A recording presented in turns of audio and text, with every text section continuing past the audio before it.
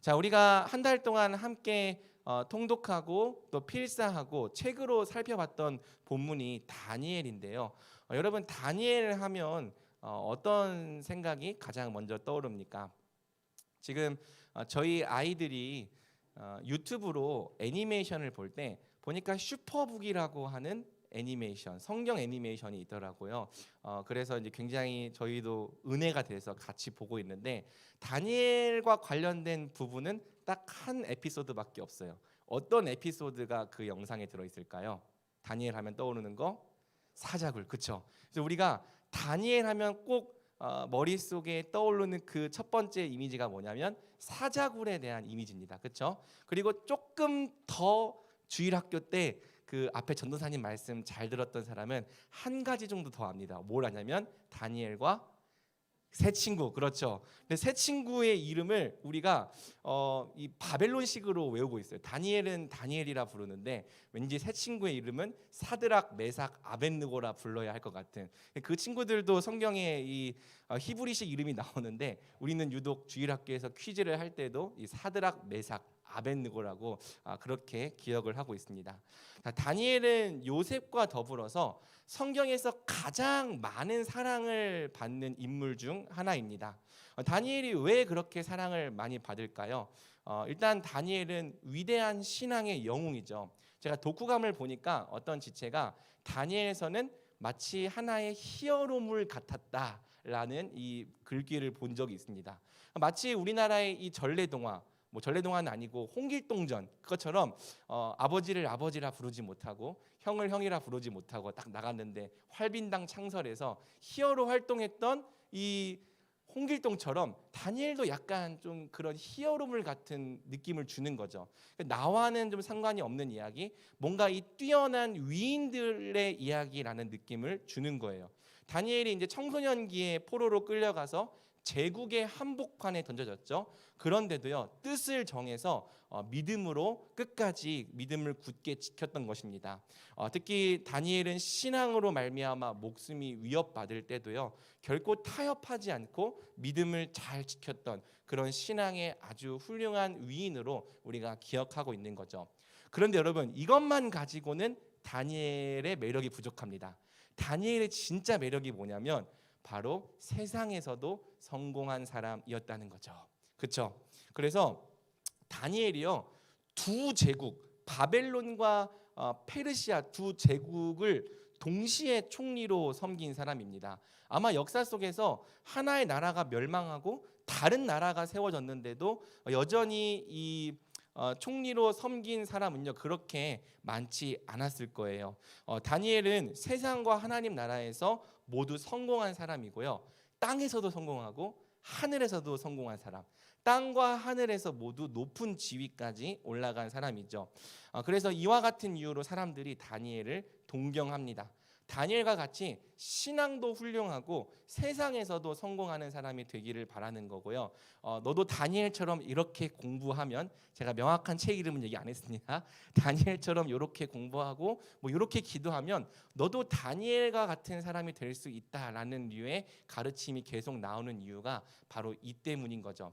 제가 예레미야 같이 되게 하여 주시옵소서라고 기도하는 기도는 잘 못 들어본 것 같아요. 우리 자녀가 예레미야처럼 어려운 때에도 하나님의 말씀을 타협하지 않고 전하게 하여 주시옵소서, 그런 기도는 잘 못 들어봤고, 다니엘처럼 이 땅에서도 형통하고 또 하나님 잘 믿는 신앙인으로 살게 하여 주시옵소서, 이런 기도를 자꾸 우리가 많이 하게 되는 이유가 바로 그런 이유인 것 같습니다. 자, 다니엘은 분명 두 영역에서 모두 성도의 본이 되는 사람입니다.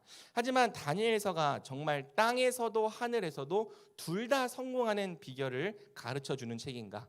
자, 거기 강의안을 보면요, 보이지 않는 고릴라 효과라는 이 그림이 하나 있는데, 여러분 혹시 이 영상 어떤 강연에서 보신 적 있나요?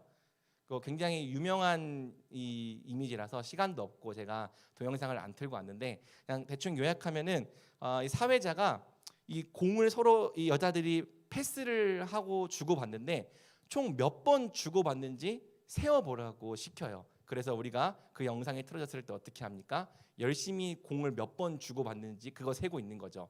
그리고 그것이 끝나고 난 다음에 혹시 이제 중간에 고릴라가 나와서 이렇게 하고 가는 거 본 사람 물어보면은 아무도 본 사람이 없다는 거예요. 왜? 공 주고 받는 거 그거 세고 있었거든요. 근데 가끔 좀 시야가 넓어서 고릴라가 나왔다는 걸 본 사람도 있습니다. 그러면 이제 사회자가 두 번째 질문을 하는데요. 혹시 커튼이 빨간색에서 녹색으로 바뀐 거 본 사람? 이렇게 물어보는 거죠. 그러면 아무도 이 공 몇 번 패스하냐 그거 보고 있었기 때문에 커튼이 빨간색에서 초록색으로 바뀌었다는 것을 아무도 알아보지 못하는 거예요. 그래서 내가 어떤 걸 보겠다고 결정하고 보면 다른 것이 전혀 보이지 않는 이 효과를 이제 보이지 않는 고릴라 효과라고 말하는 거죠. 제한된 관점은 제한된 관찰 결과를 낳는 겁니다. 내가 보고 싶은 걸 먼저 정하고 보면 내가 보고 싶은 것만 보이는 거죠. 그래서 여러분 우리가 다니엘서를 정말 잘 읽으려면 우리가 그 알고 싶어하는 그 관심을 좀 먼저 내려놓을 필요가 있어요. 그리고 본문이 우리에게 뭘 말하려는가에 집중할 필요가 있는 거죠.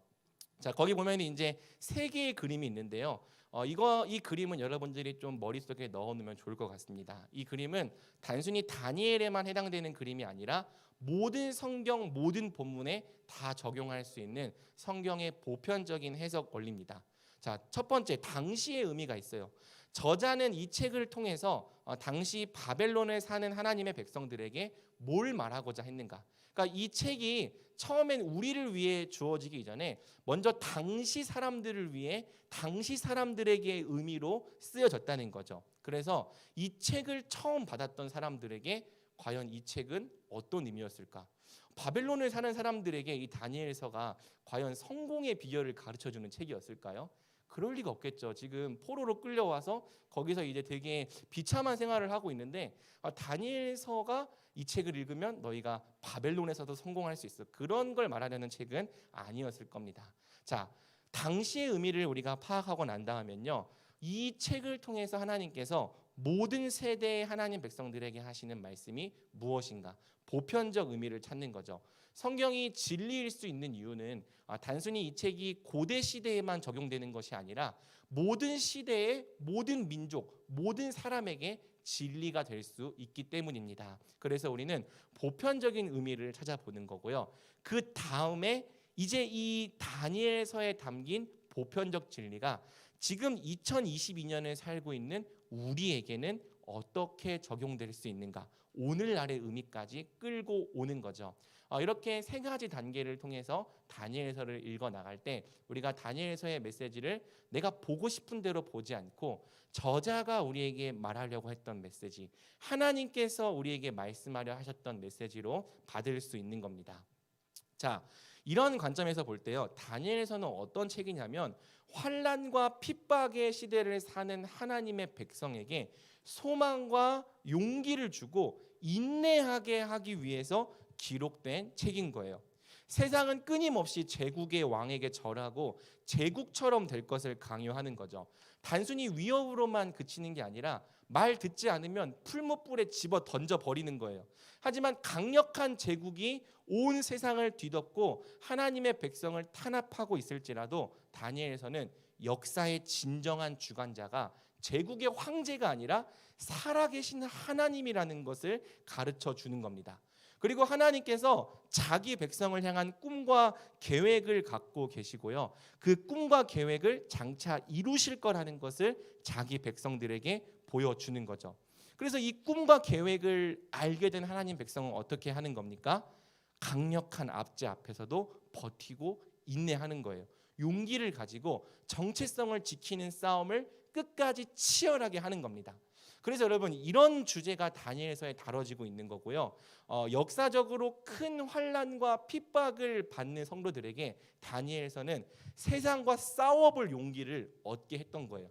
세상과 맞서볼 용기를 얻게 했던 거죠. 그러니까 다니엘을 잘 읽으면 우리도 다니엘처럼 성공할 수 있겠네. 이게 아니라 우리도 한번 다니엘처럼 세상 앞에 굴하지 않고 세상과 믿음으로 싸워보자.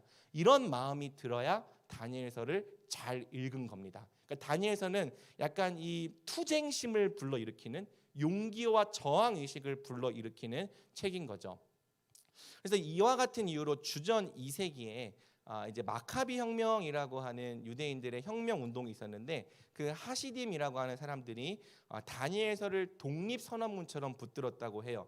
그래서 유대인들을 이제 핍박하고 탄압하는 이 셀류오코스 왕조의 핍박과 맞서 싸울 때 바로 이 다니엘서를 가장 큰 힘과 근거로 삼았다고 합니다. 우리가 다니엘서를 잘 읽고 그 메시지를 분명히 이해한다면 다니엘서는 오늘 이 시대를 사는 청년들에게도 큰 위로를 줄 수 있고 용기를 줄 수 있고 소망을 줄 수 있는 거죠. 자, 그러면 여러분 우리가 다니엘서를 읽기 위한 준비 부분으로 들어가 볼 텐데요. 좀 빨라요? 괜찮죠? 제가 시간을 맞추려면 어쩔 수 없습니다. 제가 랩을 한 것처럼 들려도 여러분들은 또 잘 들을 수 있는, 또 교수님들의 강의도 잘 듣기 때문에 제 강의도 잘 들어줄 거라 믿습니다. 자, 다니엘서의 저자 및 저작 시기 문제가 항상 다니엘과 관련해서 나오는데요. 우리가 굉장히 보수적인 교단에 속해 있습니다. 성경이 하나님의 말씀이라고 믿는 교단에 속해 있습니다. 성경이 당연히 하나님 말씀 아닌가요? 그렇게 안 믿는 교단도 있습니다. 우리는 성경의 모든 말씀이 다 하나님의 정확무오한 하나님 말씀이라고 믿고 있고요. 그렇기 때문에 당연히 다니엘서의 저자는 다니엘이라고 이해를 하고 있는 거죠. 그리고 만약 다니엘이 다니엘서를 썼다면 다니엘서가 기록된 연대는 주전 6세기입니다. 하지만 이제 성경이 오류로 가득한 책이다, 인간들의 오류로 가득한 책이다라고 생각하는 이 진보적인 교단에서는 다니엘서의 저자를 다니엘이라고 보지 않습니다. 오히려 주전 2세기, 즉 하시딤 운동이 일어났을 때에 익명의 유대인이 다니엘의 이름을 빌려서 마치 미래를 예언한 것처럼 쓴 책이다, 이렇게 이제 믿고 그런 식으로 논문이 나옵니다. 제가 하나의 이제 그 인용을 가져왔는데요. 타우너라고 하는 사람이 다니엘서의 저자 문제를 이렇게 얘기를 해요. 모든 환상은 이미 일어난 일을 마치 예언인 것처럼 조작한 것에 불과하다는 것을 전제로 해야 한다. 왜?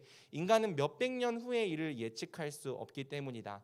다니엘이 몇백 년 후의 일을 예측할 수 있었다는 것은 미래를 예측할 수 없는 근본적이고 확실한 인간의 본질과 정면으로 충돌하기 때문이다. 그러므로 여기에 있는 것은 주전 6세기에서 바라본 미래에 대한 청사진이 아니라 저자의 현실인 주전 167에서 164년 사이에 서서 과거를 해명한 것인 뿐이다.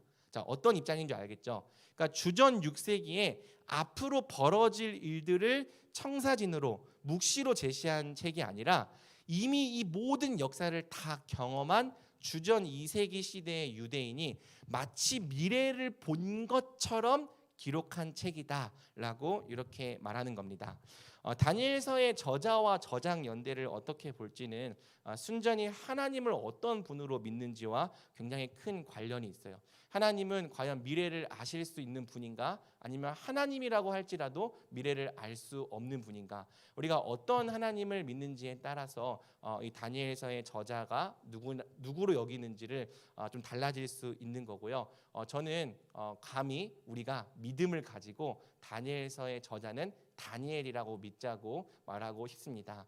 또 이제 복음서를 보면은 예수님도 선지자 다니엘이 예언했다고 말하면서 다니엘서의 저자가 다니엘이라는 근거를 더해주고 계시죠. 자, 다음으로 넘기면요, 다니엘서의 이중 언어 문제를 좀 우리가 볼 필요가 있는데요. 우리는 처음부터 끝까지 다니엘서가 한글로 되어 있는 성경을 갖고 있습니다. 그런데 실제로 다니엘서는 굉장히 특이한 책이에요. 그래서 앞부분은 히브리어, 중간은 아람어, 다시 마지막은 히브리어로 되어 있는 책인 거죠. 혹시 에어컨 좀 앞에 좀 켜주시면 감사하겠습니다. 한 권의 책이 두 개의 언어로 구성되어 있다는 것은 성경에서뿐만이 아니라 일반 문헌들 중에서도 매우 특이한 형태입니다. 그래서 현대까지는 어떤 가설도 절대적인 지지를 받고 있지 못합니다. 가장 전통적인 견해는 유다 사람들을 위한 내용은 히브리어로, 또 이방인들을 위한 내용은 아람어로 저작되었다는 주장이에요. 그래서 이제 여러분 그 아래 구조를 보면은 이 아람어로 된 부분이 교차대구법이라고 하는 방식으로 구성되어 있는 걸 볼 수 있죠.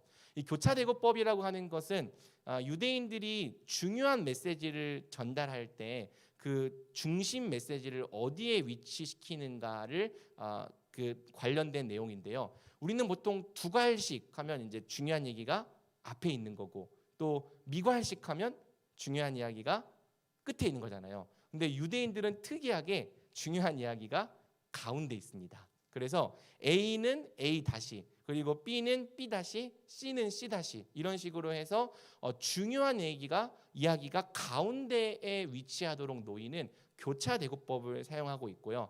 결국에 이 아람어로 되어 있는 부분을 통해서 하나님께서 하시는 말씀이 무엇인가?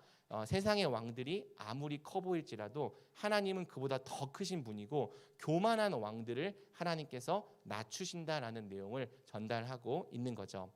자, 별로 중요하지 않기 때문에 넘어갑니다. 자, 우리가 이제 좀 중요하게 봐야 될 부분이 바로 이 히브리 묵시 문학에 관한 이해입니다.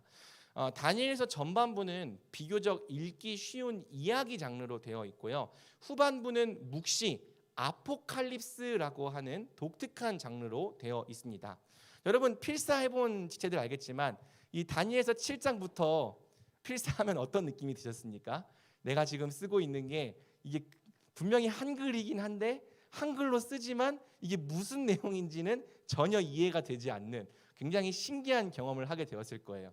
제가 이제 통독을 진행하면서도 기도회 시간에 이제 공동체 성경 읽기를 통해 이제 성호가 녹음해준 음성으로 같이 성경을 읽는데 그 성호가 녹음해준 음성을 들으면서도 이게 무슨 말이지라는 생각이 들더라고요. 그래서 다니엘서의 후반부는 진짜 우리가 교회를 30년, 40년을 다녔어도 한 번도 설교로 못 들어봤을 수 있는 본문입니다. 후반부에 기록된 4개의 환상은 읽기도 어려울 뿐더러 읽어도 무슨 내용인지 잘 모르겠고요. 심지어 읽을 때 두려움이 들기도 하는 거죠. 내용도 약간 이상해요. 막 짐승들이 나와가지고 짐승인데 막 사자에 독수리 날개 달렸고 곰이 나타나가지고 갈빗대 3개 막 물고 있는데 뭐 소리가 나서 이르기를 더 많이 먹어라. 그래서 더 많이 먹고 다니고 내용이 좀 이상합니다. 그래서 만약에 여러분 주변에 믿지 않는 사람들이 여러분이 이 내용을 읽고 있는 걸 딱 보게 되면은 내용을 딱 들키면은 너네 뭐야? 이렇게 이상한 거 읽어? 이렇게 이게 그런 내용이 아닌데 야 너네 너무 진짜 이상한 거 믿는다. 굉장히 이 부끄러움을 가져다줄 그런 내용으로 되어 있죠. 그래서 여러분 이 후반부는요 요한계시록과 더불어서 이단들의 놀이터가 된 책이에요. 그래서 이 뿔은 뭘 의미하고 여기 나타난 어떤 그 동물은 뭘 의미하고 이런 식으로 해서 이단들이 자기들의 교리를 만드는데 사용하고 있는 그런 성경이 되었고 우리 같은 이 정통 보수 교단에서는 거의 읽지도 않고 설교로 들을 수도 없는 부분이 되어 버린 거죠. 왜 그런가? 묵시 문학에 대한 이해가 없기 때문입니다.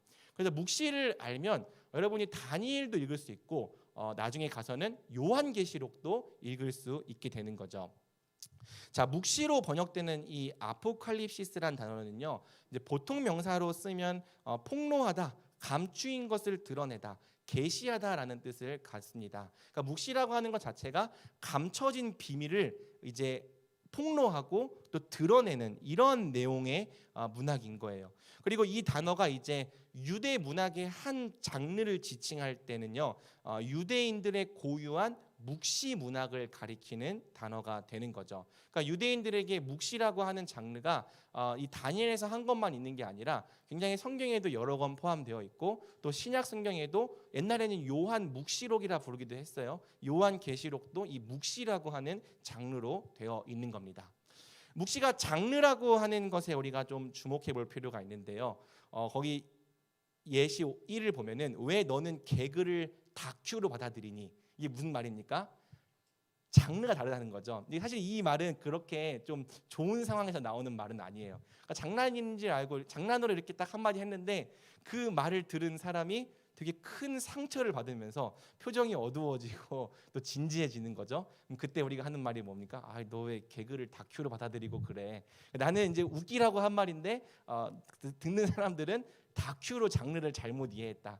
물론 장난이어도 이렇게 함부로 말하고 그러면 안 됩니다. 아무튼 이 말을 가져온 이유는 장르가 다를 수 있다. 자, 두 번째 예시도 하나 볼게요. 토끼와 거북이 이야기 그리고 토끼와 거북이의 생태에 관한 연구 논문. 자, 똑같은 글이지만 장르가 다릅니다. 토끼와 거북이는 이 토끼와 거북이라고 하는 등장 인물을 통해 그들의 이야기를 통해 교훈을 제시하는 문학 형태고요. 논문은 말 그대로 뭐예요? 관찰하고 가설을 세우고 그 실험 결과에 대한 것들을 과학적으로 사실적으로 기록하는 그런 장르인 거죠. 근데 여러분, 우리가 토끼와 거북이라고 하는 이야기를 읽은 다음에 토끼는 길을 가다가 중간에 낮잠을 자는 습성이 있다, 이렇게 쓰는 거예요. 마치 논문처럼 있는 거죠. 거북이는 어떤 길을 멈추지 않고 끝까지 가는 습성이 있다. 이렇게 만약에 토끼와 거북이 이야기를 논문처럼 읽는다면 전혀 우리가 그 토끼와 거북이가 말하려고 하는 교훈에 도달할 수 없게 되겠죠.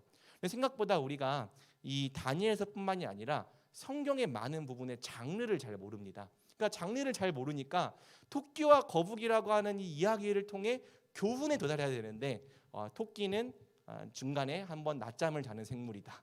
그리고 거북이는 멈추지 않고 끝까지 가는 부지런한 생물이다.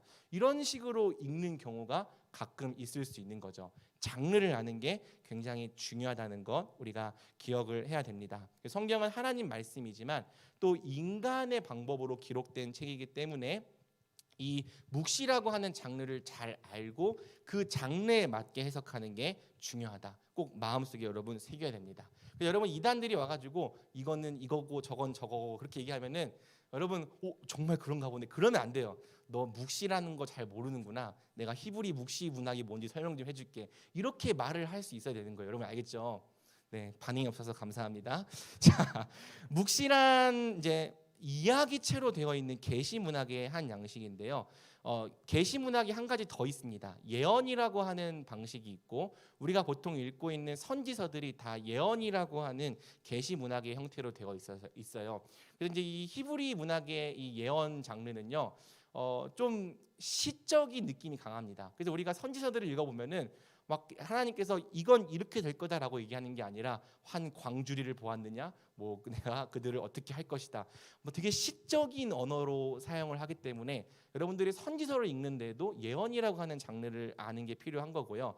묵시도 예언과 비슷하지만 조금 차이가 있어요. 묵시는요, 저자들이 하나님의 계시를 받아서 그 책을 기록했다는 점을 강조하고요. 그 계시가 보통 꿈이나 환상인 경우가 많습니다. 그리고 묵시의 가장 큰 특징이 뭐냐면 계시를 전달하거나 환상을 해석해주는 안내자가 있다는 거. 이게 가장 큰 차이점입니다. 그래서 요한계시록도 이제 갑자기 위에서 올라오라 이렇게 말씀하셔가지고 요한이 올라갔는데 딱 하늘의 천상의 예배를 보잖아요. 그래서 천상의 예배를 보고 저게 무슨 의미지 하면은 그 옆에서 24장로 중에 한 사람이 설명을 해줘요. 이거는 이런 의미고 저건 저런 의미다. 그러니까 쉽게 말해 이 묵시 문학에는 설명충이 이제 하나의 장로님 죄송합니다. 자, 아무튼 이 설명해 주는 사람이 있다. 그래서 우리가 이제 뭐 애니메이션 싸울 때도 막 그냥 싸움만 하면 재미가 없으니까 딱 기술 설명을 다 해주잖아요. 마찬가지로 이 계시 문학에는 설명해 주는 사람이 있다. 그래서 보통 그 안내자는 천사인 경우가 많고요. 여러분 다니엘서를 읽어봤으면은 이제 가브리엘 나와서 등장하고 또 이제 계시록 10장을 보면은 이 세마포 옷을 입고 우바스 순금띠를 띤 사람이 나와가지고 막 설명을 해주는 거죠. 그분이 누구신지는 뒤에서 봅시다. 이 부분이 일반적인 선지서와의 가장 큰 차이점인 거예요. 자, 가로 5번을 봅시다.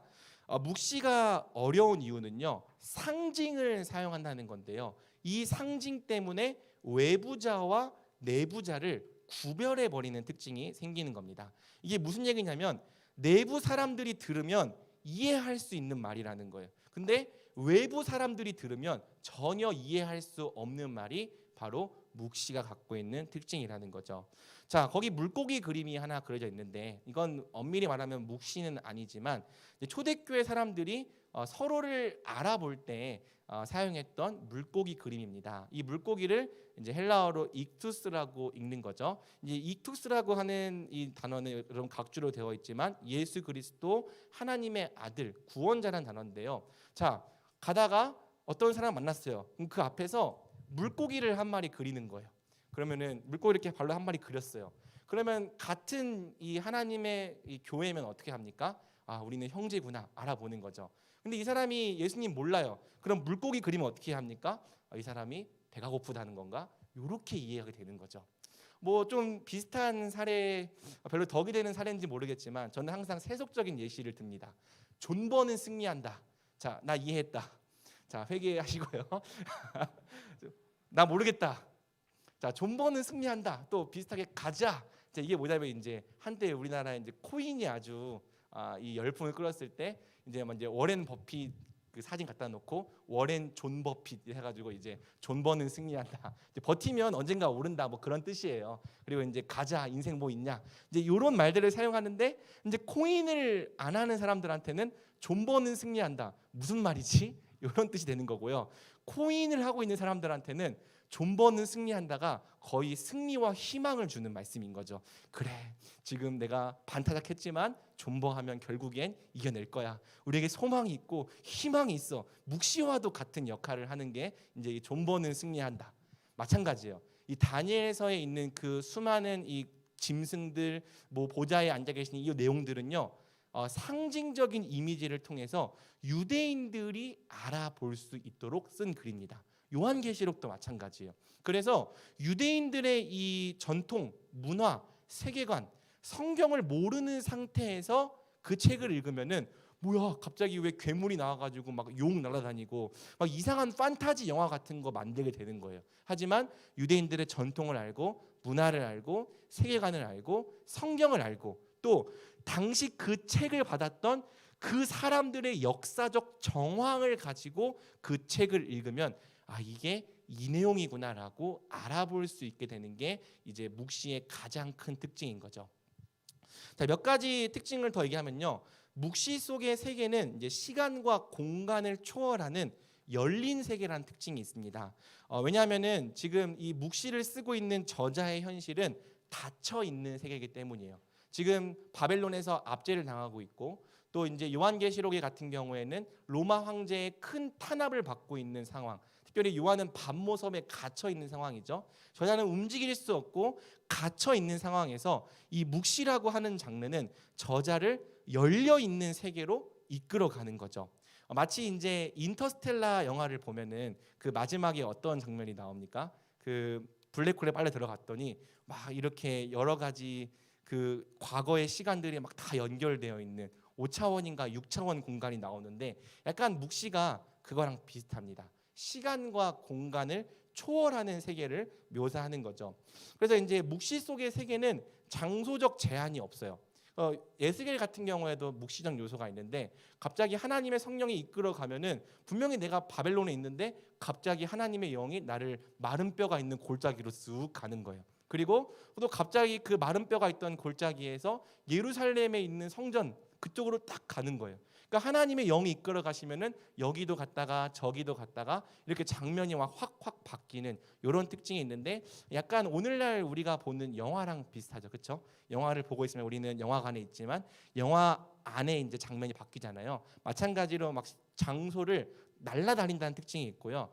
과거와 현재와 미래도 혼재되어 있다는 특징이 있습니다. 그러니까 이게 묵시가 시간적으로 일어나는 예언이라고 생각하면 안 돼요.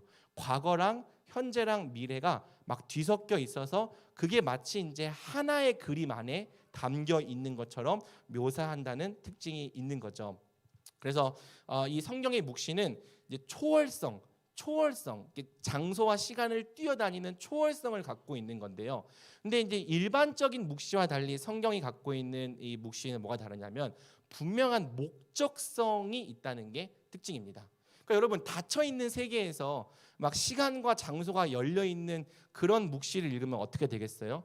내가 여기도 갔다가 저기도 갔다가 막 판타지 소설을 읽는 것처럼 정신이 좀 몽롱해지고 현실 감각이 사라질 거 아니에요. 그런데 묵시는 우리로 하여금 현실 감각을 잃어버리게 하는 책이 아니라 도리어 현실에 맞서게 한다고 하는 이 성경의 묵시는 그런 특징을 가지고 있는 거죠. 그래서 이제 성경의 묵시가 주로 크게 두 개의 메시지를 제시를 하는데요. 여기는 이제 위기 문학과 저항 문학이라는 표현을 제가 사용해 봤습니다. 자, 묵시는 위기 문학입니다. 묵시는 위기의 시대에 살고 있으며 고통과 괴로움을 당하고 있는 자들에게 현실을 바라보는 다른 관점을 제시해 주는 거예요. 그러니까 여러분 우리가 땅에 사니까 땅밖에 보이지가 않잖아요. 지금 당장 내가 뭐 입시 준비해야 되고 시험 공부해야 되고 지금 눈앞에 보이는 현실밖에 보이지 않고 현실을 보면은 요거를 돌파할 수 있는 다른 방법이나 다른 길이 전혀 보이지 않는 거죠. 우리도 마찬가지고요. 이 다니엘 시대의 바벨론에 사는 사람들도 현실을 보면은 답이 없는 거예요. 보면 알겠지만 느부갓네살 왕이 다 절하라고 말하는 그런 상황에서 현실은 너무 답이 없는 거죠. 요한계시록도 마찬가지고요. 그런데 묵시는 이 초월성을 이용해서 하늘의 관점을 제시하는 겁니다. 요한계시록 보면 어떻게 됩니까? 하늘로 올라와 봐라. 그래서 열심히 박해를 당하고 있는데 하늘에 올라가 보니까 보좌 위에 앉은 이가 계시고 또 그분께서 다스리시는 이 공간이 있고 또 거기서 하나님 항상 예배를 받으시고 하나님 온 우주의 주인이시네.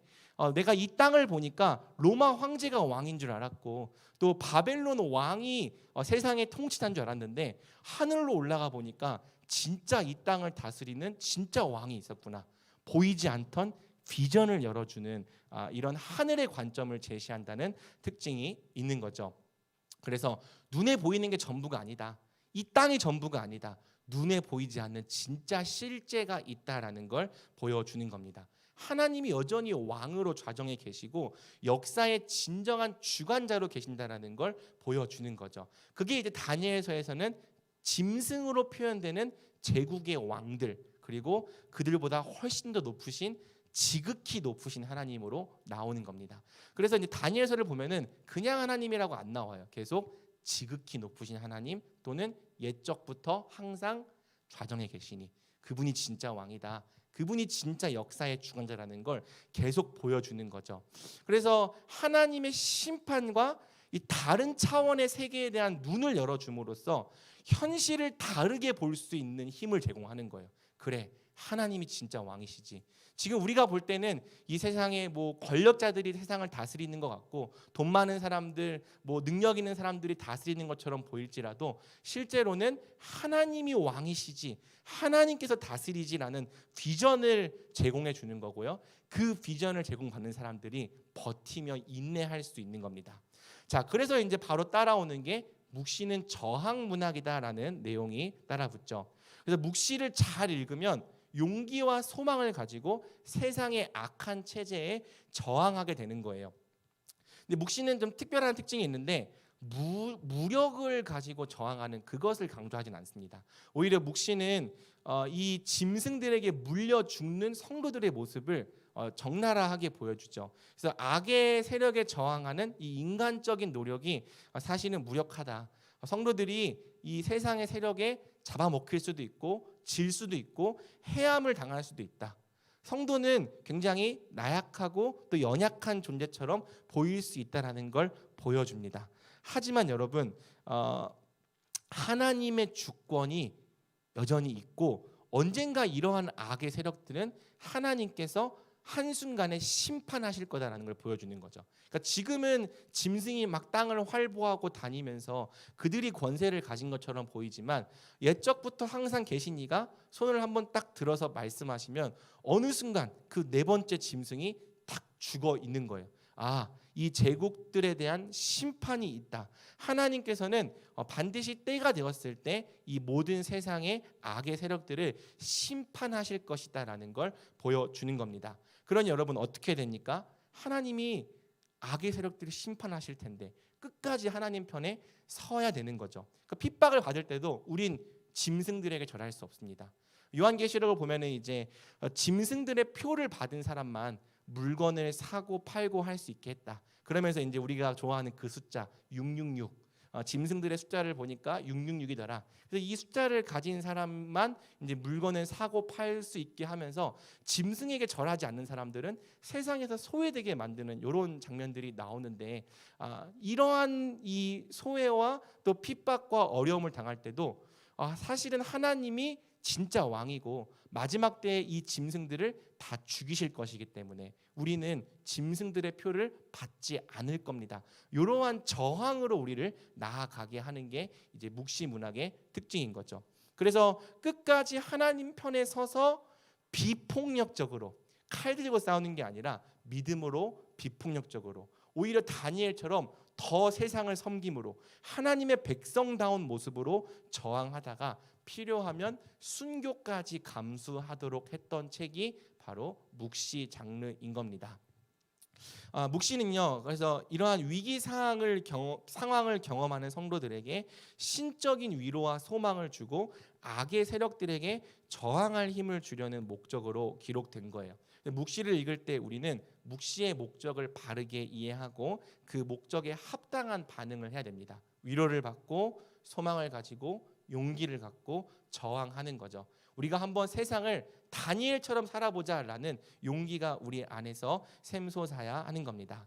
그리고 성경이 말하는 것처럼 묵시가 있는 백성은 그 어떤 때에도 하나님의 꿈을 가지고 하나님 나라를 위해 살게 되는 거죠. 우리 잠언 29장 18절 한번 한 목소리로 읽어볼까요? 시작.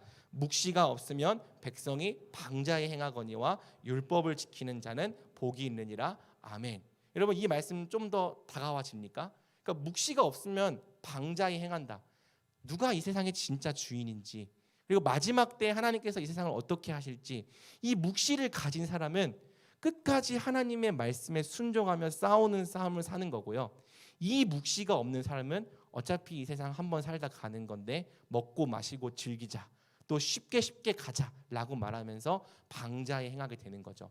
그러니까 묵시가 없는 하나님의 백성이 결코 하나님의 백성의 정체성을 지키며 살 수 없는 이유가 바로 여기에 있는 겁니다. 자, 우리가 이번 수련회를 통해서 얻으려는 게 무엇입니까? 묵시를 가지자는 거예요. 우리도 묵시를 가진 백성, 하나님의 크고 비밀한 꿈을 가진 백성들이 되어 보자는 거죠. 자, 신구약 중간사. 자, 이거 그럼 여러분 힘들죠? 좀만 더 힘을 내요. 자, 우리 시간이 이제 30분밖에 남지 않았기 때문에 저는 계속 달리겠습니다.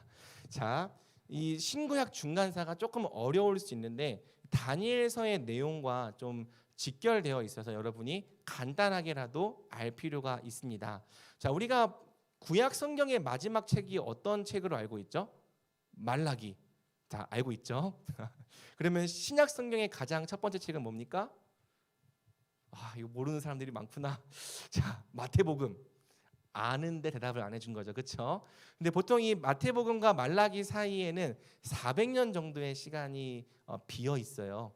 그래서 우리는 이제 성경에 그 내용이 없으니까 뭐 그 사이에 별로 아무런 일도 없었을 거라 생각하는데, 사실 그 400년 사이에 무지하게 많은 일이 그 팔레스타인 땅에서 벌어졌습니다. 그래서 우리가 신구약 중간사를 좀 잘 이해하면 나중에 그 마태복음이나 뭐 마가복음, 누가복음 같은 그 신약 성경을 이해하는 데도 좀 도움이 돼요. 자, 보면은 이제 다니엘서에는 2장의 환상과 또 후반부 4가지 환상이 좀 등장을 하는데요. 이제 2장에서는 4가지 재료로 이루어진 신상 환상이 등장을 합니다. 그래서 머리는 순금, 가슴과 두 팔은 은, 배와 넓적다리는 놋, 종아리는 쇠로 되어 있는. 그래서 보통 전통적으로는 이 4가지 재료를 4가지 왕국으로 해석을 해요. 그래서 머리는 바벨론, 또 이제 가슴은 메대와 바사, 이제 메도와 페르시아라고 되어 있는데 우리 성경에는 메대 바사라고 되어 있어요. 그 다음에 배와 넓적다리는 그리스 또는 헬라 왕국이라고 부릅니다. 그리고 마지막 종아리, 쇠로 되어 있는 종아리는 로마. 전통적으로 이렇게 해석을 하는데 요 로마라고 되어 있는 부분은 사실 로마에만 국한되진 않고 오늘날 우리가 살아가고 있는 모든 시대에 적용되는 내용도 될 수 있습니다. 7장은 똑같은 내용이 이제 4가지 짐승으로 나옵니다. 이제 보면은 이 날개 달린 독수리 날개 달린 사자, 그리고 곰, 그 다음에 이제 머리 4 달린 이제 표범, 그 다음에 이제 엄청 무서운 짐승이 하나 있는데, 엄청 무서운 짐승이라고 되어 있으니까 여기 그림에는 티라노사우루스를 하나 그려놨네요. 근데 4번째 짐승이 티라노사우루스인 건 아닙니다. 자, 그리고 이제 다니엘 8장에는요 순양과 순념소 환상이 나오는데, 이제 순양은 메데 바사 왕국, 또 순념소는 이제 헬라 제국을 상징하는 동물들이죠. 그 다음에 이제 다니엘서 10장에 굉장히 특이한 분이 나옵니다. 7장에서 이제 인자와 같은 이가 나라와 권세와 영광을 얻는다라는 표현이 있는데, 그 인자와 같은 이가 10장에서는 다니엘을 찾아와요. 근데 이 다니엘 찾아오신 분이 어떻게 옷을 입고 있냐면 세마포 옷을 입고 우바스 순금띠를 띤 이제 인자 같으니. 근데 이 세마포 옷은 제사장이 입는 옷이고요. 그다음에 이제 이 순금띠는 왕이 띠는 띠예요. 그래서 제사장이면서 왕이신데 인자와 같은 분이 이제 이 다니엘을 찾아오는 장면이 나오고요. 다니엘서 11장에서는 이제 최후의 전쟁, 남방 왕과 이제 북방 왕의 전투 환상이 나오고 있는 거죠. 자, 간단하게 역사를 보면요, 이제 바벨론 제국이 이제 유다 백성들이 포로로 잡혀갔을 때 그때의 왕국이죠. 이제 여기서는 신상의 금머리, 독수리 날개 달린 사자로 묘사되고요. 이제 이 바벨론 제국이 멸망한 다음에 메데 바사 제국이 나라를 얻습니다. 그래서 이제 이것을 우리가 보통 페르시아라고 말하고, 이제 오늘날에는 이란 그쪽에 있는 나라인데요. 신상의 은 가슴 두 팔, 그리고 곰 순양으로 묘사되고 있고요. 이제 메데바사 제국 때 가장 중요한 사건은 바로 페르시아의 고레스 왕이 통치를 시작할 때 하나님의 약속대로 하나님의 백성이 다시 예루살렘으로 돌아간 거죠. 자, 그래서 예루살렘 돌아가서 뭘 합니까? 성전을 다시 재건하는 거고요. 그 다음에 느헤미야를 중심으로 성벽이 다시 재건이 되는 겁니다. 그 성전을 재건했고 성벽이 재건되었기 때문에 예루살렘이 다시 회복되었잖아요. 그래서 이제 하나님 백성들은 이제 우리가 이곳에서 다시 한번 하나님의 부흥을 경험하게 될 줄 알았어요. 다니엘서에 그 내용이 나옵니다. 부흥을 경험하게 될 줄 알았는데 그때부터 이제 소위 대환장 파티가 이제 시작이 되는 겁니다. 자, 그 다음에 이제 이 메데 바사 제국이 누구에게 멸망을 당하냐면은 바로 우리가 아는 그 유명한 대왕 알렉산더 대왕의 헬라 제국에 의해 멸망을 당합니다. 그리고 그래서 이 알렉산더 대왕이 이제 순념소에 도단한 강력한 웹불로 이제 표현이 되는 거죠. 그 다음에 이 알렉산더 대왕은 굉장히 일찍 요절했어요. 자녀가 없기 때문에 그 나라를 4명의 장군들이 나눠서 가져가게 됩니다. 그래서 성경을 보면은 웹불이었다가 그 웹불이 꺾이고 뭐가 나옵니까? 4개의 뿔이 나오는 거예요. 그리고 표범이 등장하는데 표범의 머리가 하필 몇 개입니까? 4개로 등장하는 거예요. 왜? 헬라 제국이 4개로 나뉘었기 때문입니다. 그래서 어떻게 나뉘냐면은 이제 프톨레마이오스, 셀레우코스, 카산데르, 리시마코스 이렇게 나뉘는데요. 세 번째, 네 번째는 그렇게 중요하지 않고요. 첫 번째, 두 번째가 중요합니다. 왜냐하면 이 첫 번째, 두 번째가 다니엘 11장에 등장하는 남방 왕과 북방 왕이기 때문입니다. 이 프톨레마이오스가 처음에 이 이스라엘 지역에 이 실권을 잡았는데요. 이 프톨레마이오스는 나름 온건한 왕정이었어요. 그래서 이제 이스라엘 백성들이 그 땅에서 하나님께 제사를 드리고 예배를 드리고 하나님 백성으로 살 수 있도록 배려를 해준 왕이었는데, 이제 이 프톨레마이오스가 어느 왕조에게 집니까? 셀레우코스 왕조에게 집니다. 그리고 이 셀레우코스 왕조는 굉장히 폭력적인 이 왕조였죠. 그래서 종교 말살 정책을 펼치는 거죠. 이 셀레우코스 왕조에서 등장했던 가장 유명한 왕이 누구냐면은 바로 안티오코스 에피파네스 4세라고 하는 사람입니다. 그래서 4뿔 중 하나에서 갑자기 그 하나의 뿔이 엄청 크게 자라나요. 그게 이제 이 에피파네스 4세를 말하는 거고요. 또 11장에서는 한 비천한 북방 왕으로도 등장하는 거죠. 이 사람이 어떤 사람이냐면 유다를 쑥대밭으로 만들고 율법서를 다 태워버리고 예루살렘 성전에서 이제 제우스 신상을 세운 사람입니다. 그리고 유대인들이 극혐하는 돼지고기를 제물로 바친 왕이죠. 그래서 이제 이 안티오쿠스 4세가 너무 심하게 이제 폭정을 펼치고 이제 이 유대인들을 탄압하니까 하시딤과 마카비를 중심으로 마카비 혁명이 일어나고요. 3년 만에 다시 이 성전을 되찾습니다. 그리고 그 다음부터 이제 이 마띠디아 일가, 그러니까 마카비의 아빠가 마따디아였는데 이 마따디아 일가를 통해서 하스몬 왕조라고 하는 왕조가 시작돼요. 그리고 이제 이 첫대 초대 왕이 시몬이었고 그 아들이 이제 힐카누스였는데 좋게 가다가 이제 힐카누스가 좀 횟가닥 돌아버립니다. 그래서 이제 이 하시딤이라고 하는 사람들은 이 하나님의 언약에 충성하는 사람, 정말 말씀대로 살아보자 결단한 사람이었고 이 사람들이 마카비랑 같이 혁명을 했던 거였거든요. 근데 이 힐카누스라는 사람이 이 하스몬 왕조의 왕이 되니까 자기가 왕도 하겠고 자기가 제사장도 하겠다고, 내가 두 개 다 하겠다고 그러는 거예요. 그러니 이제 하나님 말씀대로 살아보겠다고 결정했던 사람들이 굉장히 실망했겠죠. 근데 이때 이제 이 힐카누스를 찬성하는 사람이랑 반대하는 사람으로 파가 나뉘는데요. 이제 힐카누스를 찬성했던 사람, 바로 신약 성경에 등장하는 사두개인들입니다. 그래서 사두개인들은 친정권 세력, 이 세상과 친하게 지내는 세력이고요. 아니다, 우리는 힐카누스랑 친하게 지내지 않겠다, 우리는 오직 하나님의 말씀만을 철저히 지키겠다라고 결정했던 사람들이 누구? 바리새인들입니다. 그래서 우리가 이제 복음서를 보면은 바리새인들 너무 무시하는데, 사실 그 사람들은 정말 하나님의 말씀대로 살아보겠다고 결정했던 하시딤의 후예였던 거고요. 그 다음에 이제 이 하스몬 왕조가 결국 로마 제국에 의해서, 폼페이우스 장군에 의해 멸망을 당하고, 이제 예수님 시대를 보면은 이제 분봉왕 헤롯이 다스리는 시대로 넘어오게 되는 거죠. 그래서 여러분들이 요 정도의 좀 생각을 갖고 있으면, 구약과 신약 사이에 요 정도 일이 있었고 이런 내용들이 환상을 통해 설명이 되는구나, 이렇게 이해할 수 있을 것 같습니다. 자, 20분 남았는데요. 우리 간단하게 여러분이 내용들 나중에 한번 다 읽어보시고 중요한 포인트만 짚으면서 우리 다니엘서 한번 개관을 해보겠습니다. 다니엘서는 크게 1부와 2부로 나눌 수 있는 책이고요. 그래서 1장부터 6장까지는 이야기 장르로 되어 있는 1부, 7장부터 12장까지는 묵시 장르로 되어 있는 2부라고 할 수 있습니다.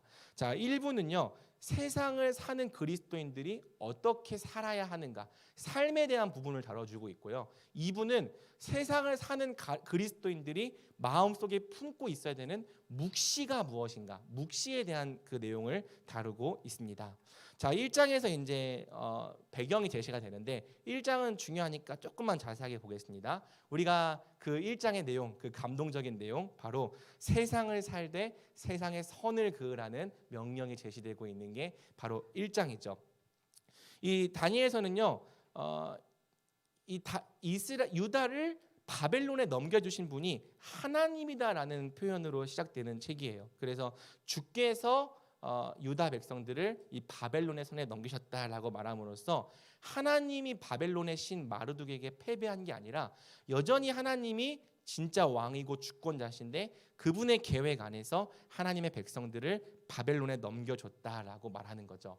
그리고 이제 내용을 보면요, 이 바벨론이 문화 통치를 하려고 합니다. 그래서 이제 잡아온 포로들 중에서 몇몇 괜찮은 사람들을 뽑아서 관료 교육을 시키고 그 사람들을 그 민족의 리더로 삼아서 이제 바벨론식으로 다스릴 수 있게 하는 이러한 문화 통치를 하는 거죠. 그리고 그 철저히 제국화하는 그 관료 교육에 누가 뽑히는 겁니까? 다니엘, 하나냐, 미사엘, 아사랴.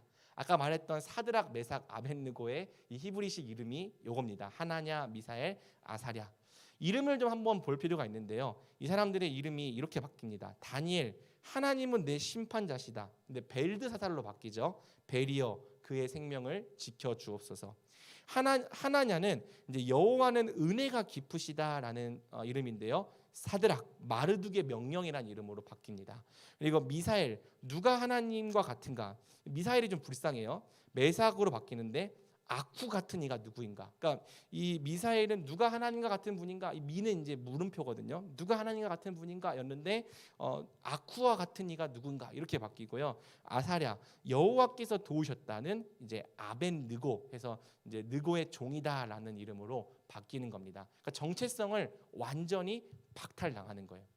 일본이 우리나라를 일제 강점기에 통치했을 때 창씨 개명, 한국 사람의 이름을 일본식으로 바꾸게 함으로써 그들의 정체성을 빼앗아 가려 했던 것처럼 일단 이 바벨론 제국의 관료 교육에 입학하면은 이름부터 바꿔가지고 이제 하나님 백성의 정체성을 완전히 빼앗아 가는 거죠.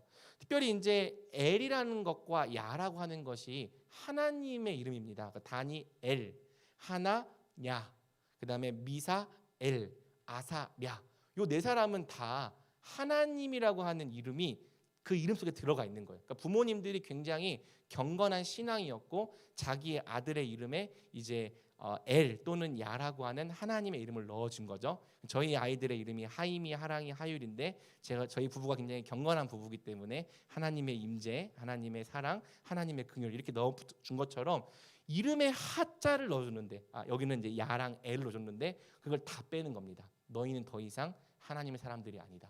너희는 벨을 섬기고 마르둑을 섬기고 아쿠를 섬기는 사람이 돼야 된다. 이렇게 바꿔버리는 거죠. 그런데 이제 어떻게 합니까? 다니엘이 그 바벨론이라고 하는 땅에서 율법을 완벽하게 지키는 그런 삶을 살 수가 없어요. 율법이 금지하는 점성술 또 천문학 이런 것들을 배워야 되고요. 심지어 열심히 해야 되는데 그들의 그 영혼까지 제국처럼 되지 않기 위해서 왕의 음식을 먹지 않겠다는 선을 긋는 겁니다. 그래서 이 왕의 음식을 먹다 보면은 어느 순간 이제 그 왕의 음식이 없으면 살 수 없는 사람이 될 거라 생각을 했던 거예요. 그래서 왕의 음식을 받지 않고 거부함으로써 세상의 선을 긋고 세상에 저항해 보겠다는 이 결단을 한 거죠. 그리고 이 결단이 이제 90이 넘는 다니엘의 인생 가운데 평생 작용을 했던 겁니다. 그리고 다니엘서는 이렇게 세상에서 선을 긋고 정체성을 지키겠다고 결정한 성도들과 함께 하시고 또 그들의 삶을 인정해 주는 모습을 1장이 보여주고 있는 거죠. 자, 2장에서는요.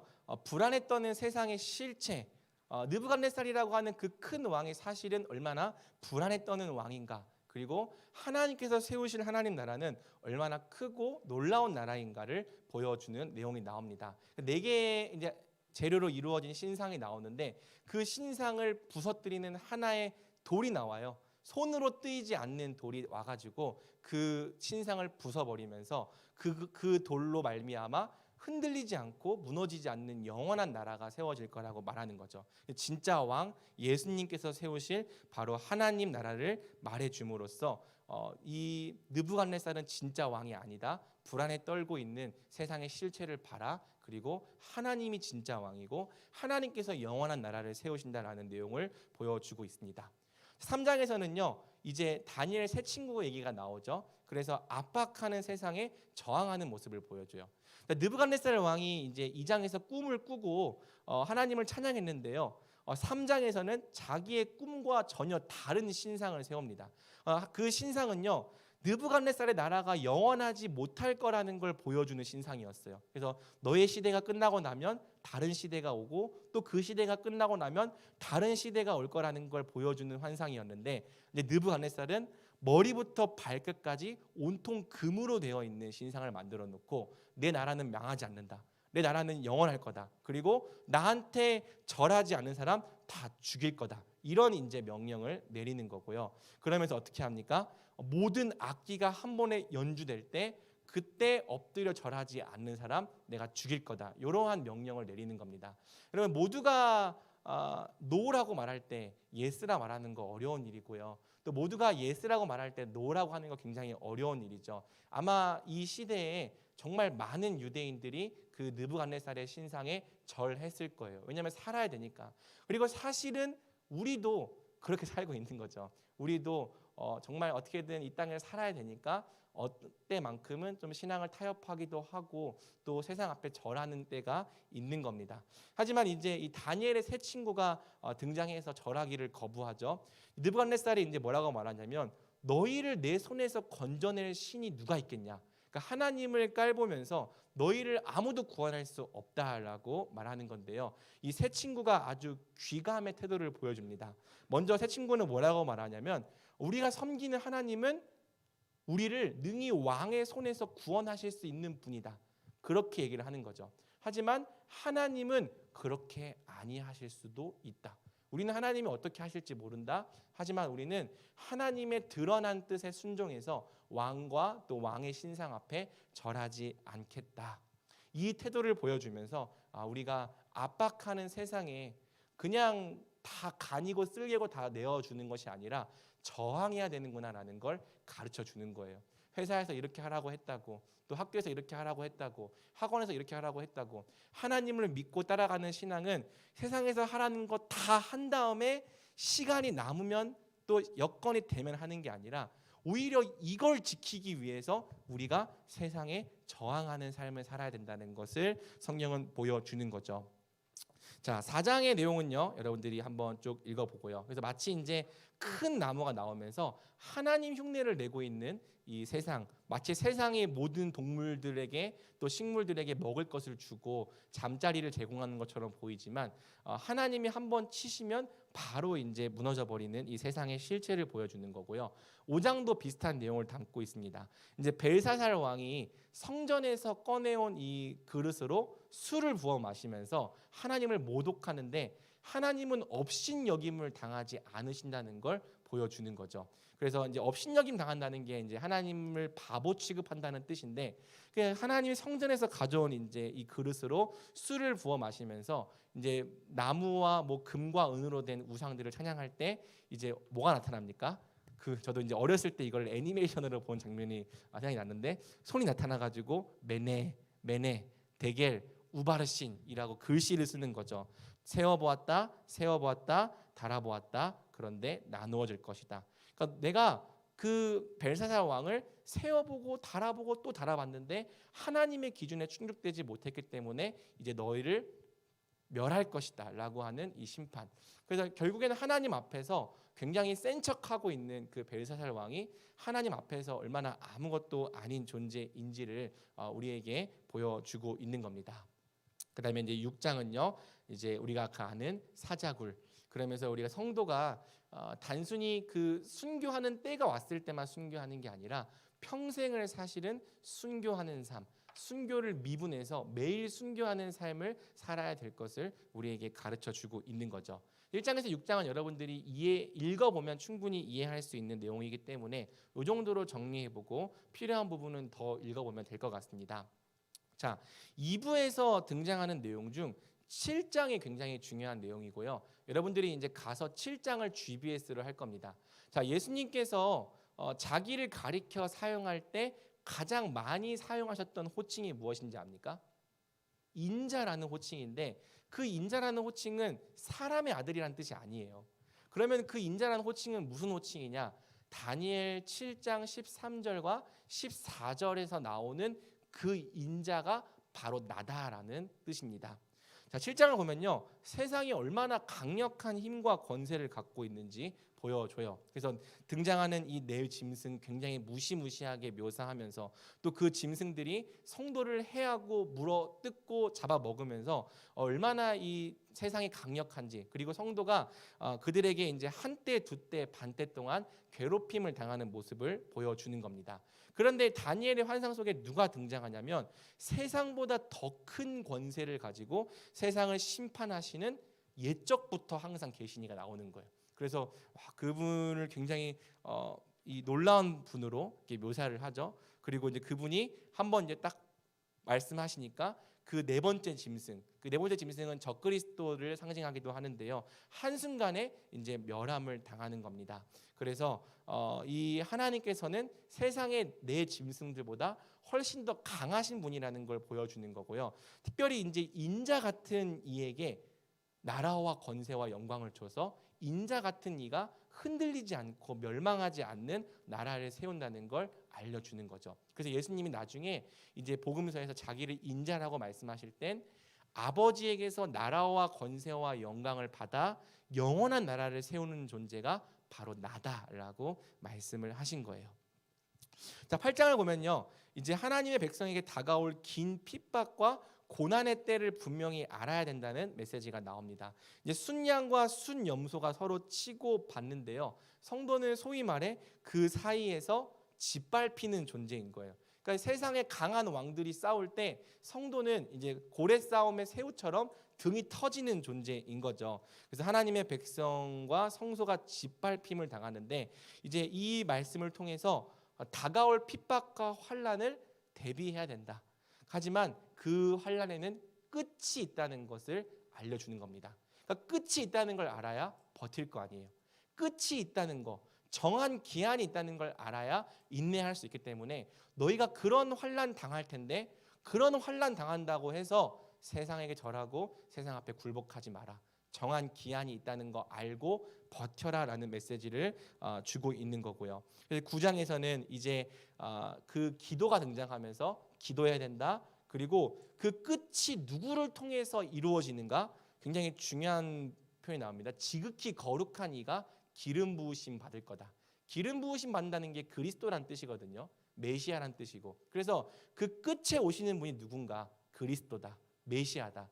하나님의 아들이신 메시아 그리스도가 이제 모셔서 모든 것을 회복할 것이다라는 메시지를 전달하면서 그분이 올 거다. 그러니까 버텨라. 그분이 올 거다. 그러니까 인내해라라는 메시지를 말하고 있는 겁니다. 그리고 이제 아까 말했던 것처럼 10장에 등장하는 분, 인자 같은 이가 다니엘을 찾아옵니다. 세마포 옷을 입고 우바스 순금띠를 띤 한 사람, 그래서 영광과 위엄을 지닌 인자와 같으니 막 목소리가 많은 무리의 소리처럼 들려서 이 많은 무리의 소리라는 게 사실 하나님의 음성을 표현하는 말인데 이 세마포 옷을 입고 우바스 띠를 띤 사람이 말하면 그 목소리에서 많은 무리가 바라는 소리가 나오는 거예요. 그래서 이 말을 들을 때 다니엘이 어떻게 됩니까? 안색이 변하여 죽은 자처럼 되는 거죠. 근데 여러분 이 분이 오셔서 좋은 얘기하는 게 아니라 또 뭔 얘기합니까? 앞으로 더 어려운 고난과 환난의 때가 올 거야. 다니엘이 더 이상 이제 이 묵시를 볼 힘이 없는 거예요. 아니 묵시를 보면은 뭐 좋은 얘기, 꿈과 희망이 있는 얘기를 들어야 되는데 하나님께서 보여주시는 묵시는 계속 성도가 해를 당할 것이다, 환난을 당할 것이다, 더 핍박과 환난이 길어질 거다 이런 내용인 거죠. 그래서 이제 다니엘이 저는 이제 힘이 없습니다. 더 보고 주님의 음성을 들을 힘도 없습니다. 이렇게 그렇게 말하니까 이제 그 인자 같은 이가 뭐라고 말하는 겁니까?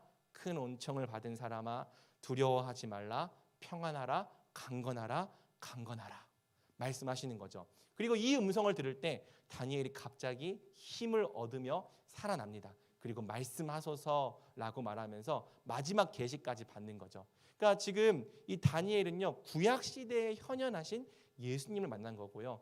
예수님의 그 음성을 들을 때 큰 은총을 받은 사람아 두려워하지 말라 평안하라 강건하라 강건하라 그 음성을 들을 때 다시 싸워볼 용기를 얻었던 거예요. 우리가 이 종말을 살아가는 게 단순히 끝은 좋아질 거야 이런 막연한 희망으로 버티는 게 아니라 우리에게 평안하라 강건하라 강건하라 말씀하시는 그 예수님의 음성을 들으면서 계속 힘을 얻고 하루하루를 버티며 살아가는 거구나라는 걸 가르쳐 주는 거죠. 그리고 11장에서는 이제 그 남방왕과 북방왕의 전투를 통해서 더 어려운 때가 있는데 여기서 이제 하나님 백성이 뭐 하냐면요. 계속해서 몰락하고 또 몰락합니다. 그런데 몰락하는 중에 하나님 백성이 뭘 하는 거냐면 그럼에도 불구하고 하나님의 지혜를 가르치는 거예요. 여기서 말했던 그 지혜가 뭘까요? 하나님이 진짜 왕이다. 그리고 하나님께서 보내실 인자와 같은 일을 통해 하나님 나라가 완성될 것이다. 예수님을 계속 전하는 겁니다. 몰락하고 핍박하고 환난을 당하는 때에도 계속해서 예수님을 전함으로써 많은 사람이 옳은 대로 돌아오게 하는 사명을 감당하는 게 하나님 백성이라고 말하는 거죠. 그리고 그렇게 버티고 견디고 인내한 사람들이 정결하게 되어서 마지막 때까지 이를 것이라고 말하고 있습니다. 그리고 마지막 12장은요. 그렇게 끝까지 버틴 사람에게 주어질 상급을 얘기를 하는 건데요. 두 가지로 얘기하죠. 책에 기록된 하나님의 백성이 구원을 받고 부활과 영생을 상급으로 받게 될 것이다. 우리가 이 환난의 때에 순교까지도 기꺼이 감수할 수 있는 이유가 무엇인가? 만약 우리의 목숨이 한 번 잃어버리면 되찾을 수 없는 무엇보다 가장 귀한 것이라면 우리는 순교를 각오할 수 없을 거예요. 근데 이 다니엘서는 지금 이 세상이 전부가 아니고 하나님께서 장차 주실 영원한 나라와 영원한 생명이 있다. 부활이 있다라는 걸 알려주면서 지금의 목숨을 잃어버리는 것 두려워하지 말아라. 너희가 반드시 부활과 영생을 상급으로 받게 된다고 말하는 겁니다. 그리고 여러분 이제 우리 수련의 주제의 말씀 바로 다니엘 12장 3절 말씀인데요.